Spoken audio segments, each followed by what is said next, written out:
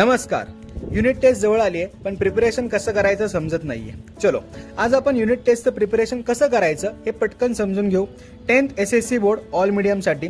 आता एक गोष्ट डोक्यात ठेवा, कुठल्याही एक्झामचं प्रिपरेशन करताना काही ना काहीतरी ऑब्जेक्टिव्ह हे डिसाइडच करा. जर ऑब्जेक्टिव्ह असेल तर प्लॅनिंग करणं इझी होतं.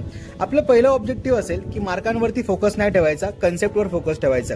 भलेही कन्सेप्ट आत्ता एक्झाम मध्ये नाही आली तरी चालेल, पण बोर्डमध्ये येण्याचे चान्सेस आहेत, त्यामुळे प्रत्येक कन्सेप्ट डिटेलमध्ये करा. क्वांटिटीपेक्षा क्वालिटी सर्वात जास्त महत्वाची. म्हणजे 3-4 चॅप्टर प्रिपेअर करण्यापेक्षा 2च चॅप्टर बेस्ट लेवलला प्रिपेअर करा, म्हणजे तुमची क्वालिटी मेंटेन होईल. आणि आत्तापासून इम्पॉर्टंट क्वेश्चनवरती अजिबात फोकस ठेवू नका.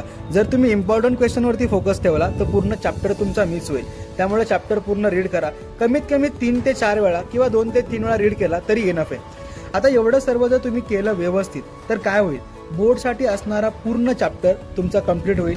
त्यामध्ये कन्सेप्ट असतील, IMP असतील, आणि मी काही प्रिव्हियस इयरचे क्वेश्चन्स तुम्हाला शेअर केलेत ते सुद्धा बघा. कन्सेप्ट क्लिअर होतील आणि कॉन्फिडन्स वाढेल. का?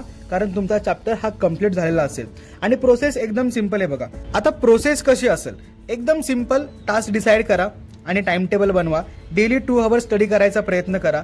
सब्जेक्ट वाईज प्लॅन करा. जो सब्जेक्ट हार्ड जातोय त्याला सुरुवातीला घ्या, म्हणजे तो लवकर संपून जाईल. जर तुम्हाला सब्जेक्ट वाईज प्रिपरेशन प्लॅन हवा असेल तर तुमचा सब्जेक्ट कमेंट करा. बाकी व्हिडिओ आवडला असेल तर लाईक करा. Bye bye.